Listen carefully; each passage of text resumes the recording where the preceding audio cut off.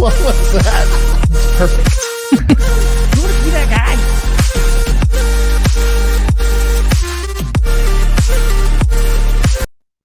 Good Hey! everybody, it's Friday. What's going on, everybody? Welcome. Good morning. Tamp, is it Friday? Prove to us it is Friday. What? Okay, here we go. I'm first going to put this guy on. Then What's up, guys? I'm going to put this on Mimosa Friday, guys. Join me, please. Good morning. Good morning. Friday, October 14th, 2022. Market was looking blue. Now it's looking green. We're all happy. And we are about to jump into that. And we have a special guest coming in from our community from way back in the day. And he's one special crazy dude. It involves crayons, by the way, and you'll understand. And we have our usual guest also on in the show.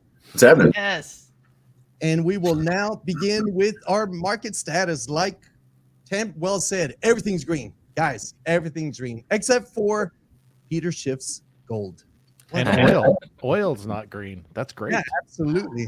That one's also down. But let me show you graphically what's going on. And Don, I would love to see your zones on this Friday morning. And okay. The fun shit. Right now, it's all the formalities, and then we move on forward. So, looking at the weekly, man, this is a good looking candle right here. And the big question is, will the volume back this up? We will know by Sunday where we stand. This is in trading, basic trading is a Dragonfly Doji. If it closes in this state by Sunday night, which could mean a reversal. Of course, we always wait for confirmation. And now the next ceiling we could be looking at is anywhere between 21,500 up to 23,000 to watch it carefully. On the monthly, now we're backing up. Now looking at it from a high time frame, the ceiling stands at 22,000, about 23,000. So we have a alignment there as a 23,000 possible ceiling. If it breaks through it, we're on the run. If it does not and it bounces back, okay, we have confirmation of a ceiling and it could reverse back down on us. But it's Friday, it's green, and it is looking really sexy. Let's go back to that chart real quick. I want to talk about that. Yes. I think it's important because we used to do a big thing back in the day that I still think is pretty valuable on Fridays. I know you guys have these new ceremonies and these new things that you guys do each day, but we used to do DCA Fridays back in the Bitcoin pub back in 16, 17, 18, 19. And I don't know if that's something that you guys have been doing, but DCA Fridays is whenever Friday hits, I always know that in the morning, one of some of the first emails that I'm going to get is going to be these auto messages that my $50 into Bitcoin has traded. And so that's my DC. I don't know about how much you guys put into Bitcoin every week, but you guys remember it's always been $50 to $100 for me every week since like for almost a decade. I've been doing this. So DCA Fridays is a great time because we know because we've done so much back testing in the past that Fridays are the best time to DCA because generally people are liquidating for some profit taking before the weekend, and that's highly correlated to the stock market, which Don Fran knows a lot about. And so we have found that the best days to DCA are Wednesdays and Fridays. Actually, I'll reverse that. It's Fridays, then Wednesdays, according to years of back testing on averages. So I don't know. I don't know if you guys are still doing that. Are you guys still DCAing into Bitcoin every Friday? What's that? What's up? No doubt. We've definitely. Yep. We've talked about it. I do mine on Sundays is when I do it. But we actually talked about that this week or maybe even yesterday, how we still slam Bitcoin every single week. I think it's an important thing to remind people of. Yeah. Even our special guest does it too. We were just speaking of that also. So for everybody out there, if you're not DCAing and you might say, well, what's DCA? I'm a noob. Dollar cost averaging is just choosing a small amount to get into cryptocurrency and digital currencies. It's a small amount that gets you in the game, but you're not playing with bread money. right? Because you never want to play with red money. You only want to play with money that you can really lose here. But what's great about it is it's a forcing mechanism to get you in the game, and not only that, it'll force you to research cryptocurrency and Bitcoin even more. So for everyone out there, if you have questions about DCAing and how to get into that game, we have a great community for that. You should probably throw that up on the screen there. So we have a great Discord community. Make sure you get into that. Make sure that you check out Tamp and Jaime and Don and Greg. They're all in there. Don't want to take over the show, but guys, I'm a call out master. And the link in our chat, by the way. And we will delve actually deeper into that subject of DCAing when our special guest comes online. Don, any thoughts or opinions on zones and sexy old turn off? As far as Bitcoin goes? Yes, sir. Sexy turn on. Wait on the same one. Went from the bottom of the zone to the top of the zone. I will share my screen real quick. Beautiful. But in your opinion, while you're setting that up, what the hell is going on? We get CPIs, it takes a nice little shit, and now the entire market goes up except for gold and oil. What do you guys want to see some magic? Tamp, this is why I get cocky. Please. Let's go. There's the CPI report. It's this magic yellow box that coincidentally just happens to be there before. And then we find some buyers. Sends it right back up. Yep. I'm going to mention CPI today when it comes to Bitcoin. So I'm glad you brought that up because I'm glad you charted. I'm glad you make money off of it. And what is this, S&P? Yeah. And that directly correlates to what I'll be bringing up. Want to guess where I think the sellers are? Yeah. Anyone? No guess. It's bright yellow for a reason. But so Bitcoin's still just hanging out right here, just flirting with this level. So my story hasn't changed. We have this lower highs. It does look like the breakdown might be coming soon. If you're just going to go off this line, but my real money right now is not on lines. It's on these zones, and it is just flat and it's sideways.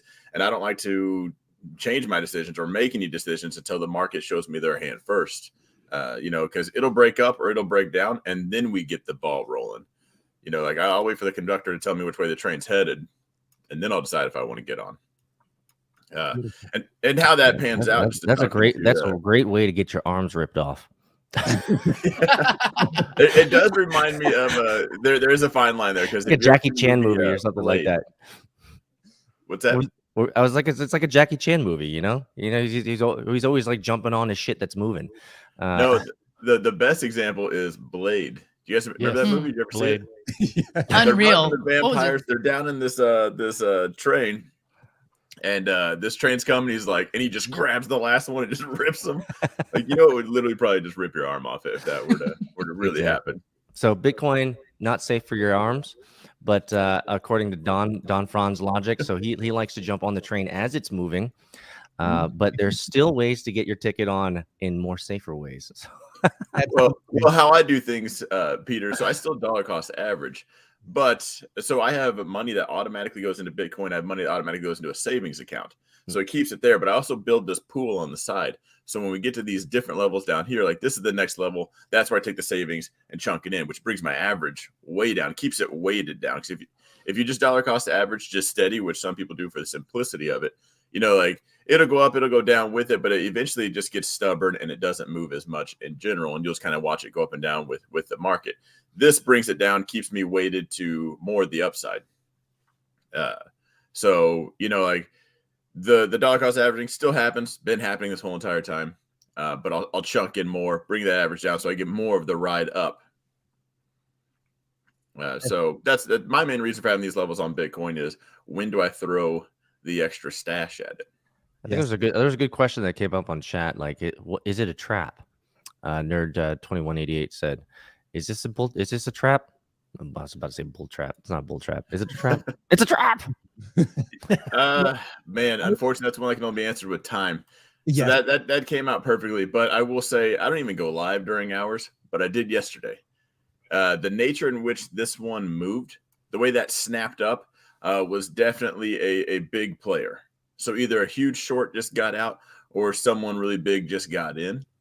I know we have earnings coming up, and what I think the more likely scenario is somebody was short, and they're just taking profits. They're going to lock it in. We got earnings around the corner, Yeah. which is just at this point a 50-50. Yeah, they're locking in profits.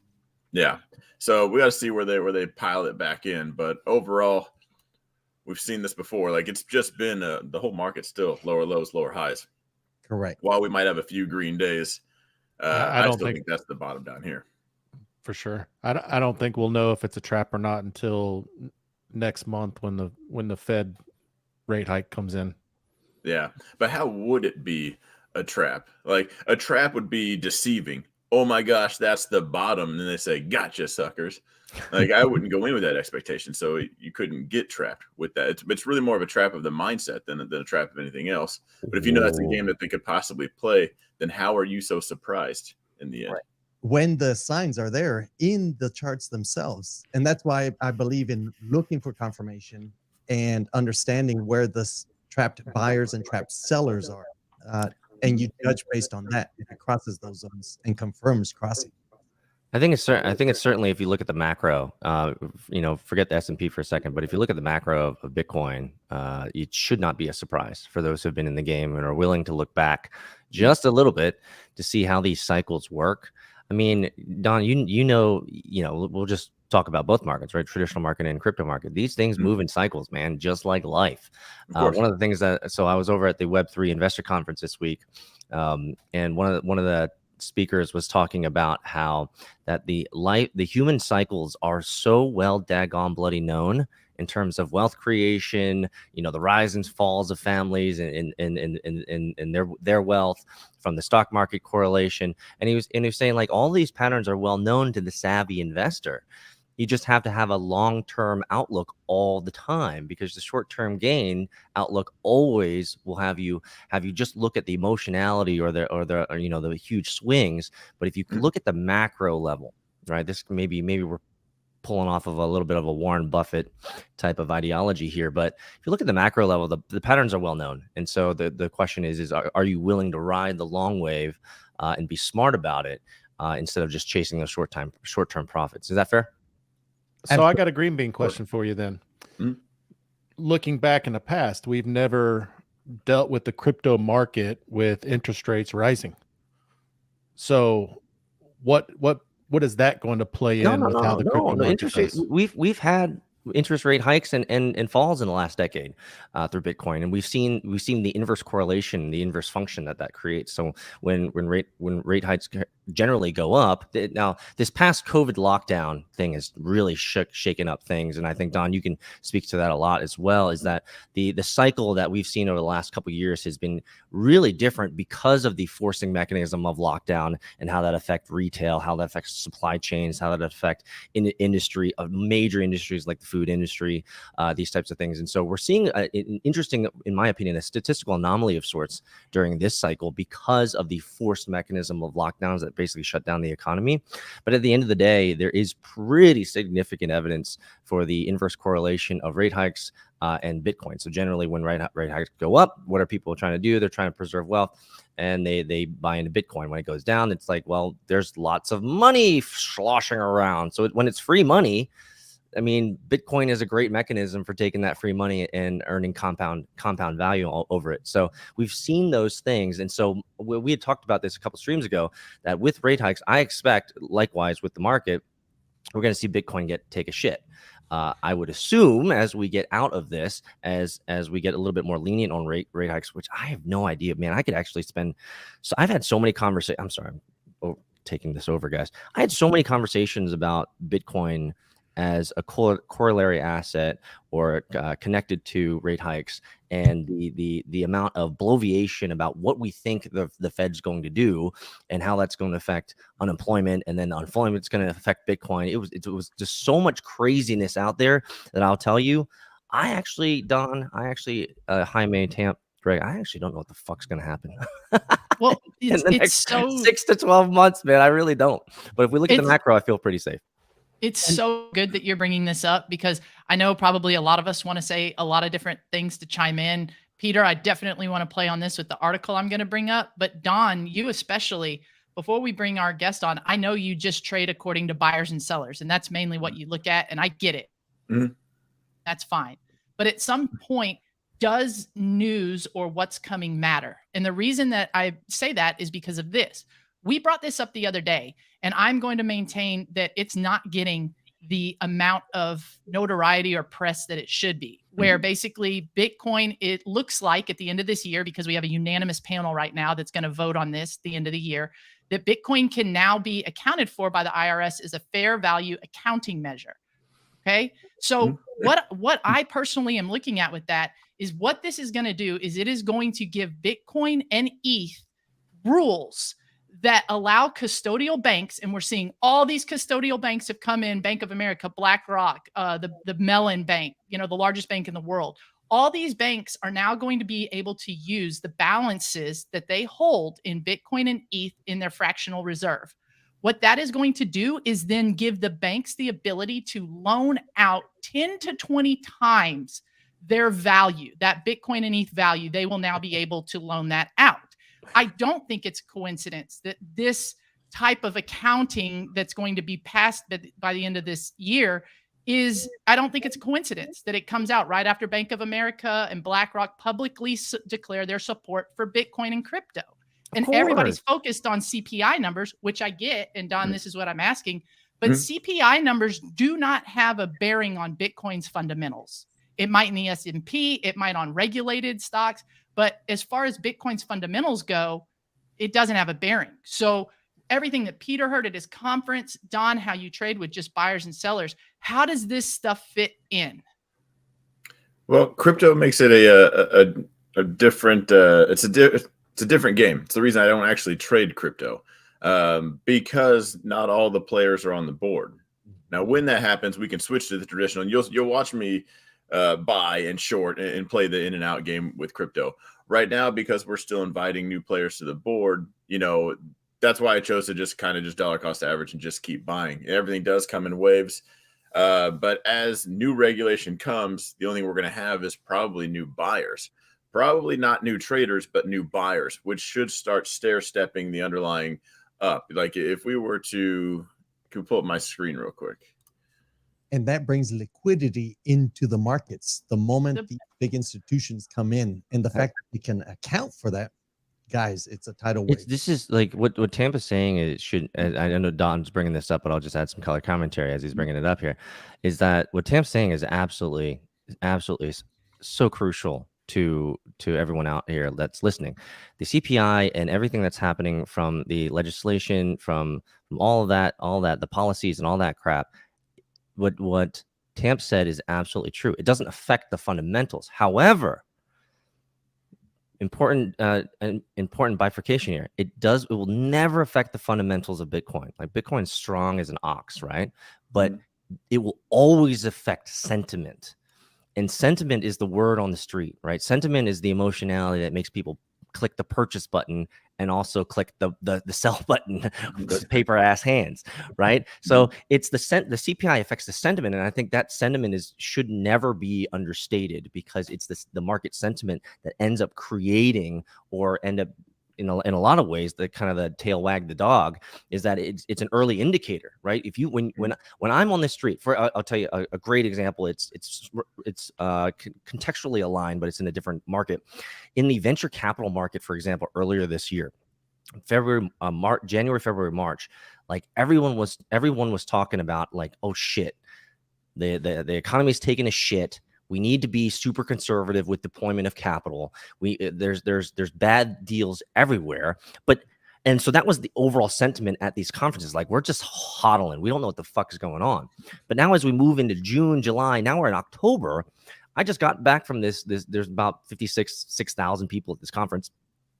And this, well, you know what the market sentiment is? We need to deploy capital, right? We can't sit on this dry powder. We've been sitting on it for half a year now. Our mandate is to deploy capital. And so from the venture capitalist perspective, high net worth, private equity, institutional perspective, these guys can't find enough deals now. And so it's really interesting to understand the differences between what you see on the charts and the word on the street, which is actually something that we used to do heavily back in the day. Understanding the word on the street gives you kind of the real kind of temperature in the room of what's going on. And I think it's important that we add those ideas in. Mm-hmm. Yeah, what you guys both just described was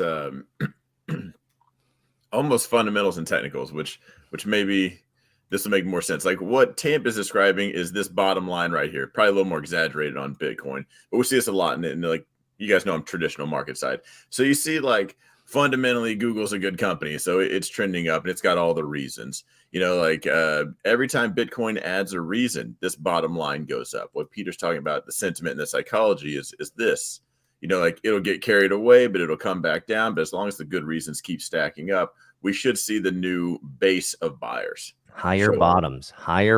That's what you want. Yeah. You want that apple bottom. Does that make sense or no? Yes, it does. It does. What's funny is I'm about to take this article. I was just at lunch with a lender. He goes, man, I was at lunch with another real estate agent, and he wouldn't tell me this guy's name, but I tried to find him because I've never heard any other agent say this. But I think real estate agents are going away. I actually think the NFT market, that's a great place for real estate agents, and just attaching the title to it, the deed to a house to an NFT. And this other agent finally did it. And the lender's pushback was like, but that works out great for cash buyers. But what if someone needs to finance the house? They can't just go to a bank and get Bitcoin.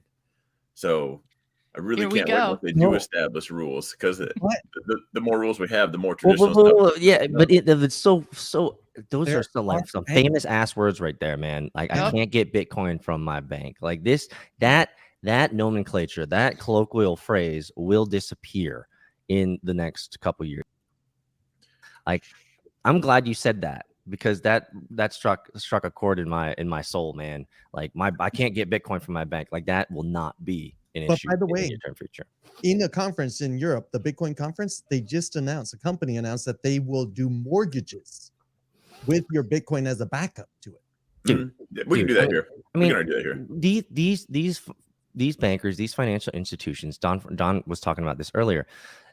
They just want to create massive abstractions away from the original and underlying asset, right? That's it. Yep. They want us trading pink slips on pink slips on pink slips on pink slips, right? Mm-hmm. And while that is kind of the infrastructural framework that we're allowed to move in the capital markets, at the end of the day, you might not like this idea of abstractions of value, but this is what's going to drive the Bitcoin price and the Bitcoin economy at scale upwards. So the more money in is you might say, all banker money. Yeah, well, let's not fight the beast, okay? The beast, it owns the world. So let's play within the framework. Let's be prosperous within the knowns that we can control, and still be profitable even when we have the knowns that we can't control. And so the knowns that we can't control are the bankers. And so we must follow, as Don said, he likes to jump on the train as it's moving, ripping his arms off. But it's not a bad deal, because the bankers are moving the train. So it's a big ass train. Liquidity is huge once you guys get in.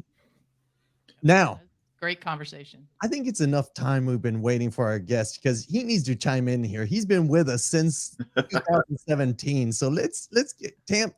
Let's do a drum roll. Yeah, let's do it. Everybody, let's welcome. We're going to be bringing on Chris Anderson. He is an OG guy from way back in the day that we've known a while. He's a dad. He works his 9 to 5. But he started a cryptocurrency coffee company called Doge Lord Coffee. And we're definitely going to give him a chance to talk about everything that he's done with that. He loves this space. He loves community. And without further ado, let's welcome Chris. Chris, how are you, my man? Hello, all you sexy hodlers.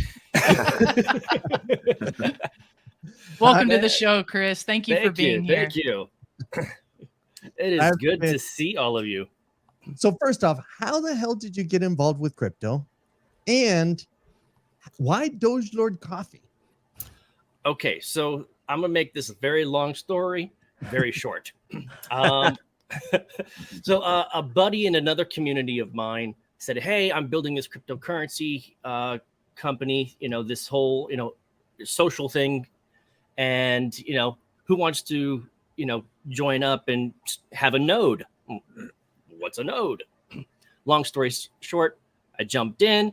Once I jumped in, I'm like, okay, well, I should probably research what the heck this cryptocurrency stuff is. So I started, just YouTube, everybody and everything. I was subscribed to like 50 different channels, and Bite Size Bitcoin was one of them, with our boy Peter right there.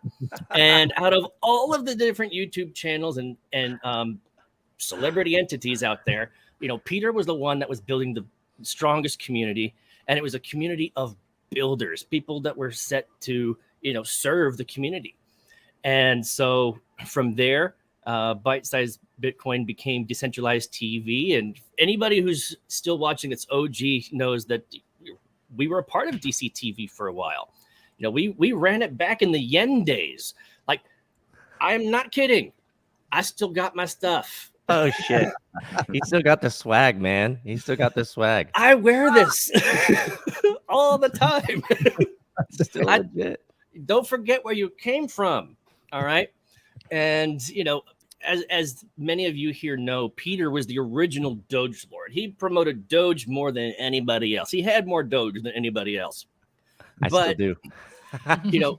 During yen, I had come up with an idea that I wanted to do as a joke. I wanted to make a pillowcase that said, "The Doge Lord sleeps here." Or a shower curtain that said, "The Doge Lord showers here." It's actually fucking creepy. No doubt.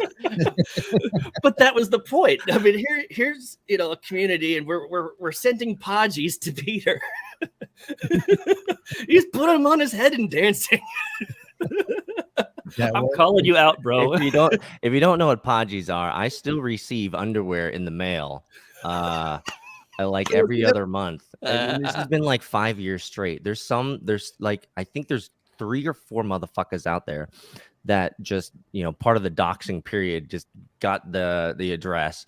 And you guys know, I show you guys on Discord, like, yeah, I got a new package of extra large undies today. Where are these going? So apparently there are people who love to send me those undies. And I think a lot of it started from people like Chris and Doge Lord Coffee, from pumping that Doge. So, so with that, I was like, okay, let me look up dogelord.com. And I'm like, oh, it's available. So I bought dogelord.com, and I messaged Peter. I said, I just bought dogelord.com. Prepare for shenanigans. I remember that because I was a little jelly because I was like, what? How do you get this? He's a Marine, bro. He's a Marine. So after 4 years of working with dogelord.com, I passed that project on to a buddy of mine who had a vision. He says he wants to do something great with it. And at this time, Decentralized TV had sunsetted for a while. And so those of us that were currently at the time broadcasting, we were like, well, let's keep the band together. Let's create our own community. And so we did DCA Adventure, and that community asked me if I could do coffee. And I'm like, if that's what you want me to build, I'll build it. And now my time's divided between 2 projects. And I'm like, okay, a buddy wants to take it, have it. I'll focus on the coffee because that's what the community asked me to do. And I fucking love coffee. Absolutely. And so what's your hot take about crypto? Are we late? Are we early? All right. So when it comes to crypto, for those of you that are just, on the fence, listen, we're not too late. Crypto has just begun. Payment platforms for e-com still in its infancy, and it's very difficult, but it will get easier. All right. You got to play the long game when it comes to crypto. Absolutely. And that's part of the adoption to bring it in. And with Tampa, we're doing research on, okay, who's out there? What's out there to incorporate as a business? Let's say Doge Lord Coffee, incorporate it into your cart and simplify the process for buyers. So that is one of the conversations we would love to delve in with you.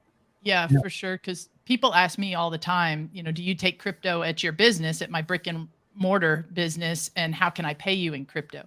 And right now, all I have is just wallets for the business that, here's my QR code. It's at the register. If you pay with this, you get a discount because I know what's coming. And that's fine. But then that's only crypto to crypto community, which is pretty small when you have just a walk-in customer base. So I am constantly looking, and, Mr. Anderson brought it up. Chris brought it up in his last question is, when are we going to get adoption? And that, so that way people can use cryptocurrency as easy as they do their credit cards right now. And that is coming. And I've been saying this for a few years now, since I opened up my business in 2019, it's coming. And I can tell you definitively that we are much closer today to that reality than we were when people were asking me in 2019, when can we use crypto all the way? And it's going to come through the likes of DeFi, and it's going to come through the likes of the Lightning Network on Bitcoin. And once those things develop to where they're truly safe, we can bridge without, worrying about hacks. When Lightning Network truly gets adopted and a little bit more is built on that platform, we will have that adoption, and I will absolutely implement it in my brick and mortar business. But right now you just have a lot of like test networks and things that are okay, a little clunky. But the point is, we're on the way. We're further today than we were back then, for sure. So, Tam, what do you think about what Bitwave is doing? I mean, it's the same thing. I mean, we can go all day long. I've been asked to be test nets for some DeFi protocols. I've been asked to use Lightning Network, which I do have a Lightning address that I use. And honestly, Lightning Network on Bitcoin is probably the best way to go right now. But once DeFi figures out the true user interface and how you can pay with just a credit card or a debit card on the front end and develop out the back end that customers never see, Bitwave and all the others, they're all in the same boat right now. We have to have a stable coin that is the best way to do it is to get a decentralized stable coin. And we are working on that right now. There's been a couple of different protocols that thought they had it figured out and it just didn't work. But every time that those DeFi protocols don't work, we now have a learned lesson and we have something now that we can build on. So there's a whole bunch of things you can put in a pot that they're all going to be in the same location, so to speak. A whole bunch of different companies that all have the same problem. But the point is, there's multiple companies out there trying to fix this problem, and they're moving forward with it. So we will have it soon. Yep. And you actually triggered us to do some research also, Chris, in terms of, so I know Don Fran, anything Tesla launches, and that's very interesting, like the whistle, he missed not the flamethrower, I'm sure, but I did. But you got the burnt hair cologne. Oh yeah, I for sure do. It's quite disturbing, but that's where now we're looking into, okay, what payment portal are they using? What payment gateway are they using for these transactions?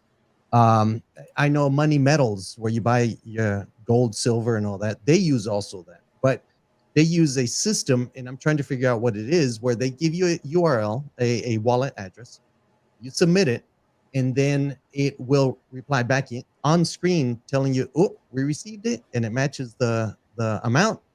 Here we are. The transaction is now processing. So Travala does that right now, Jaime. Travala is like a travel website, similar to like a Priceline or a Kayak or a Hopper, any of those. But you get the ability to pay in certain cryptocurrencies on that travel site that they have deemed will take this crypto. And they do the same thing. You basically pay in crypto. They connect to an API and basically say, send your cryptocurrency to this address. Once you send it to that address, it'll refresh, say, yeah, that works. And then they'll send you your flight schedule. And it's awesome. I've used Travala a number of times when traveling because I got to pay in cryptocurrency, and that was awesome. But one of the things that I tend to see in the e-com space is, so you have all these different payment platform gateways. You had Coin Payments, Now Payments, BitPay, Coinbase Pay, like all these different platforms, and they only accept so many different currencies. So let's say, I have, I did a limited edition release for a NFT project. I did custom merch and everything for them on Doge Lord Coffee. They had their own mugs and everything, and they wanted to pay in Luna or USDT. Well, I had to find a payment gateway platform that would accept that, but then there's still the same problem of my partners, the ones that actually build the products, they're not accepting crypto. So to find a gateway that will auto change things to a payment that they will actually accept, like the US dollar, that's my biggest issue. Because if I have one order come in or 20 orders, like I have to do each individual one if it's a trickle, or try to do a mass amount and calculate, okay, how much US dollar do I have to take out of this crypto in all these different currencies? Yep, Right. which is exactly why, exactly what you're talking about is the problem, is because everything that you're talking about is in its own skyscraper and it cannot get out of that skyscraper. And that is why I absolutely believe the future of cryptocurrency is interoperability. It is interchain communication, where this suburb can talk to that suburb, can talk to that suburb. And crypto right now is not set up like that. It is set up in an isolated skyscraper. And if you don't live or work in that skyscraper, you can't do anything with payments anywhere else. And so what you're talking about is exactly why people got fed up with certain things, especially as you see the growth of crypto and especially altcoins and DeFi in general. And there are protocols working on interchain operability to where this skyscraper can now talk to this suburb, and this suburb can talk to that suburb and that skyscraper over there too. Mm-hmm. And to me, that is the future. And that's why I say we are much closer today than we were 2 years ago when this stuff wasn't built out near to what it is today. So your problem, Chris, and my problem too, it is being worked on and will solve crypto. And that goes into the whole reason we have this show and talk to people, is just to say, listen, there are common problems, whether it's in our finance, the way we handle money, the way businesses transact, the way we get to transact peer to peer. If I want to send money here, send money there. That's why we're here, because we all have a problem that cryptocurrency is inevitably going to solve. So it is in your best interest to learn about this stuff today. Learn about this stuff today, because it's inevitable. Every guest we have, every article we bring, every problem we bring up, people are working on the answer, and the answer always lies in crypto. So learn about it. Absolutely. Like yen was way ahead of its time. And it's unfortunate it didn't last longer, but you're absolutely right. You know, it is a major issue and it is being worked on. But because it's still being worked on, it's one of the reasons why I took crypto payments, off of Doge Lord Coffee until I have a better solution that allows for ease of transaction. Conversions. Yep. Now, out of curiosity, Chris, your suppliers, are they within the States or are they also abroad? So as of right now, my current supplier is located locally here in Temecula, California, like literally just down the street. Nice. Walk over there, package and send it. Oh, it's amazing. It's roast to order coffee. They don't roast it until you buy it. So it's literally the freshest coffee that I've ever had. Like I've tried Black Rifle, I've tried Death Wish, I've like all these different roast to order companies, and nothing's as fresh as what's roasted here locally. And the speed at which they deliver, it's insane. I absolutely love what's happening, and it's free shipping to the US. So mostly right now, especially after COVID shipping rates, I'm focused just on the US, and I'm looking further for roasters overseas to fulfill that demand. So that hasn't happened yet, but it's in the pipeline. And so these suppliers, then the guy down the street, will he take crypto, or they're like, no, thank you? Unfortunately, he does not. And there's also another one in Chicago that I could work with, but they don't do labels in color. It's black and white. It's a very different style. It's not as eye-catching, or of course, with our brand. So correct. And my question is going towards the adoption, like towards the payment portal where we can do automation. So for example, we're remodeling a house in Dallas, and I asked the builder, hey, would you take payment in crypto? He says, yeah, I have a Coinbase account. You send it there. All I ask is whatever the value is of the crypto you send me that I can convert in Coinbase, you send it to Coinbase, and then he converts it and sends it to his bank account. Mhm. So that's it, and it's cumbersome. I think that's what we're seeing, is that it is a cumbersome process. And then speaking to suppliers who are not comfortable with that. So, and the reason I was asking if you were local or international in terms of the supplies is because I was born in Guatemala, grew up in Guatemala, and Starbucks buys coffee in Guatemala. Mhm. Here's a secret that not very many people know, is that Starbucks buys the B grade coffee. All the A grade, the top grade, goes to Germany, to some exotic roasters out there. But you speak to the locals there, and they barely know about payment processing or transfer, peer-to-peer capital, sending capital. Unlike Africa, they're using Bitcoin. Latin America, you're not seeing that adoption. So now US. So you're talking about roasters versus farmers, or companies versus the farmers. So the roaster that I've partnered with, they have their own deals with all the different farmers all over the world. And as far as who's taking crypto payments or whatnot, I don't think anybody is at this time. Correct. You know, and I know that my roaster, he says he's looking at it, but not right now. That is his answer. Not right now. You know, and it goes back to what we were just talking about, is that ease of transaction, you know, that and that convertibility. So on the international side, what Binance.com, in other words, the Binance outside of the US, has done is they've set up these peer-to-peer with credit card, like MasterCard or Visas, where the locals elsewhere that rely on fiat only can charge or collect their funds in crypto. So Binance will convert it from whatever crypto is in the wallet to fiat through the portal of either Visa or MasterCard. So you can see there's a push out there. It's just getting that edge. So I understand why that one question you still haven't found a satisfactory answer to is there a better crypto payment gateway for e-commerce? Mm-hmm. And that's what we really wanted to touch on is, okay, we're working our way to it. Dude, so guys, please join the conversation. Join the conversation in Discord. In our Discord, we favorited the URL, bit.ly meta community, and join that conversation. Also, how can our audience, how can all the OGs, now that they're seeing you back on DCTV, find you? What are your handles and everything? So the easiest way to find me is at Doge Lord Coffee. Period. Twitter. And just Doge Lord Coffee. Okay. TikTok, Instagram, Twitter. That's how you spell Doge Lord. All right. Just put Doge Lord Coffee together and you're going to find me. I'm putting that in our Discord right now. Right I love now. This stuff. Thank you.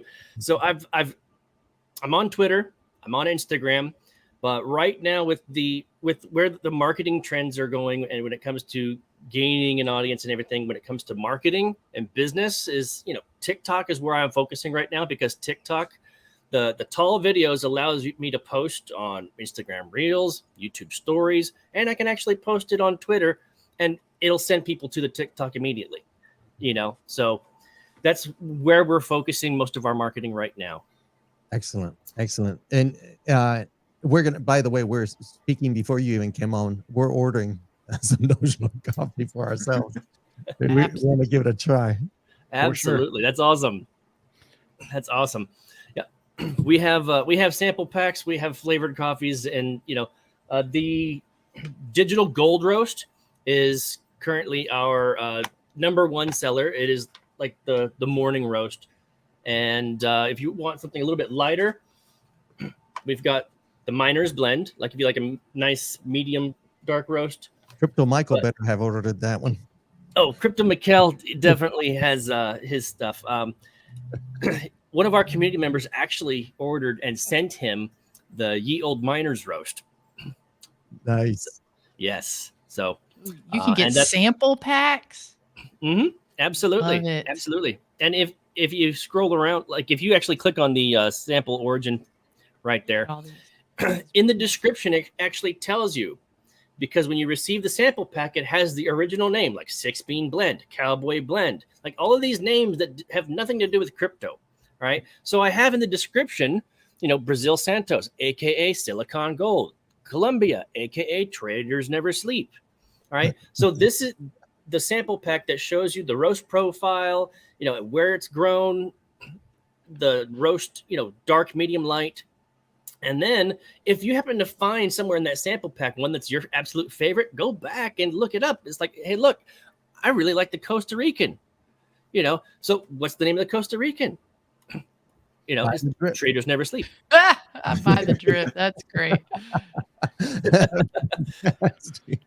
Yes, awesome. yes. Look at all the OGs you've brought back. I mean, we got Ray and Sky in here. Yeah, Crypto Mikkel, Indo Crypto. I mean, there's so many people that are in here that I recognize from way back. Gundy's been around forever. I mean, like, it is so cool, all the people that are coming back because they heard one of their own is a guest on the show today.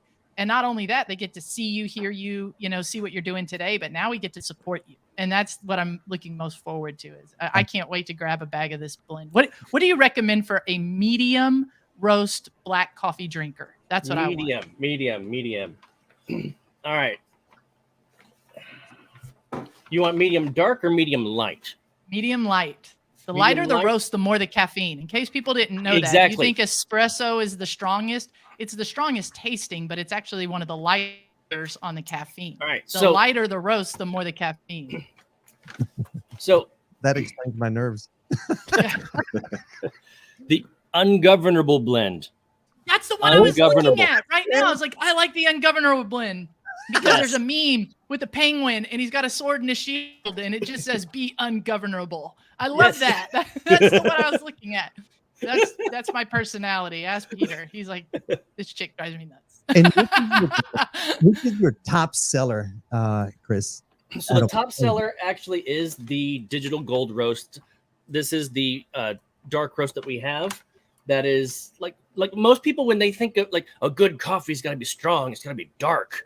It's like when it comes to flavor, okay, yes, dark has a stronger flavor, but it's not stronger in the caffeine. It's like you said, Tim. Lighter roasts have more caffeine. And so, and there's also different bean types. You have Arabica beans, which are more flavor profiled. Then you have Robusta beans, which are caffeinated out the wazoo. All right. So our Italian roast, which I'm actually in the middle of getting labels done and sent to the FDA for approval. That's a mixture of Arabica and Robusta. So it's perfect for espressos. And, if you need like major caffeine, that's where we're headed. But as far as an Arabica blend, like go for the lighter or the light medium roast. Like one of my favorites is actually, if you look at the sample pack and you don't know what you want to get, one of my favorites is the Costa Rica. Okay. Costa Rica. Delicious medium that has a load of caffeine. Absolutely. Right. Yeah. You don't need any caffeine, Jaime. No, I know. I think they put in my baby milk when I was growing up. It's like, bro, it's got to stop sometime. But I love it. I mean, I'm sorry. There are some things that you never need to stop doing. I'm literally buying the sample pack right now, live on stream. I'm not going to share my screen because I don't want to dox myself, but I'm literally buying this right now. The sample pack. Have you been able to, do you travel much lately post-COVID? So post-COVID, I have not left California, unfortunately. When it came to COVID, a lot of businesses shut down or shut down much of their operations. Me being in security as my day job, we were kind of essential. We had to make sure that nobody ransacked the place. So we kind of stayed employed and we went from 3 shifts a day to 2 shifts. So I went from a 10-hour shift to a 12-hour shift and we were short-staffed, which means that, easiest thing for me to do to help out is show up 4 hours early and work a 16-hour day. So that's been where I've been, was mostly at work or here at home with the kids or, working on, building Doge Lord Coffee. And that's the beautiful thing. And I totally agree with with Gundy, you stick with community, and we take each other places. Do you work with the community in coming up with a naming of your next brand? Do you put it out there? How do you work? So when it comes to the brand, like Doge Lord Coffee, that was actually a suggestion in the live chat of one of our Friday night live streams on DCA. And so somebody said, "Hey, when Doge Lord Coffee?" I'm like, well, if that's what you want, that's what I'll build. and so when it came to the names of the individual roasts, I said, help me come up with a name. And if the name's good enough and it gets picked, I'll send you a free bag of coffee, And so a lot of these names, did come from community members. That's beautiful. Boom, baby. I got you. Got you All right there. I got that sample pack. I better get, you know what, Chris? I better get a handwritten love note on my shipment. I'm gonna be offended if you don't. I'm going to send you a separate card, handwritten, with much love. Your cologne, put your cologne on it, kiss it, and then I will feel like a man. Sure thing, sis. Absolutely. We love it. We love it. So here's a good question for you, Chris, right here. Can you buy an NFT to send someone as a gift card to redeem it for what they want? So hell of an idea, Miss Donna Mae. Yeah, it's a great idea. As a matter of fact, when Doge Lord Coffee first came out, NFTs were just taking off, and one of the original ideas was to create a series of Doge Lord Coffee NFTs. And as time went on, I separated from the idea of NFTs. There are gift cards available on Doge Lord Coffees for those purposes of giving a gift to somebody. Okay, so gift cards are available, and NFTs, they're not gone. They've been put on the back burner for a later date when I have more of the infrastructure built to grow a greater community of Doge Lord Coffee drinkers. And it's coming to. We're right at the cusp of having just an easy website, like a toolkit, where you're just like, I want an NFT, and you hit the NFT button, and one's generated. And I want it to do this and this and this and this, and boom, you get a QR code or a whatever that's an NFT, a picture of a Doge Lord holding a coffee bean, and you can use it for whatever you want. We just those toolkits, builders are building right now. We're close, people, and people want it. One of the ideas for the NFT idea was that an NFT would be good for a 1-year subscription of Doge Lord Coffee plus merchandise. Love it. Yes. That utility. NFTs are exactly. Give it real world value. It's like, okay, so I have a picture of a unicorn with a cigar shoved up its ass. What's it good for? Not a damn thing. And nothing for the unicorn either. Right. Exactly. But if I have this, idea for, a real world utility type NFT that has a real world value, because if you own this NFT, the first owner will qualify, so long as they own it, for a 1-year subscription of coffee plus merchandise. Absolutely. And that's literally what we've spoken of in the past, is giving you that backstage access, or if you have an event or a meetup or anything of that sort, NFTs are a really good platform to be able to use instead of the gift cards. It's like the next iteration of it. So I just want to say thank you very much to Donna Mae that just said, you'll be my coffee person from now on. Yes. Real quick before I forget, and in case this isn't brought up in a question later, sure. Doge Lord Coffees, our coffee shipments are free to the United States. All right. Confirmed. Okay. The coffee is free to ship in the US. Outside the US, thanks to COVID shipping rates, it is astronomical to ship anything overseas or out of country. For instance, we have a community member who wanted the coffee so bad he paid $150 in shipping to get it to Norway. Damn! Wow! Loyalty, bro. Loyalty. Yeah. Thank you to him. Honestly, shout out. I don't know if he's watching or not, but that's loyalty, and that's great. Beautiful. Shoot, I'm going to Latin America, so I could serve as a mule if you need it. Perfect. We are going to load up.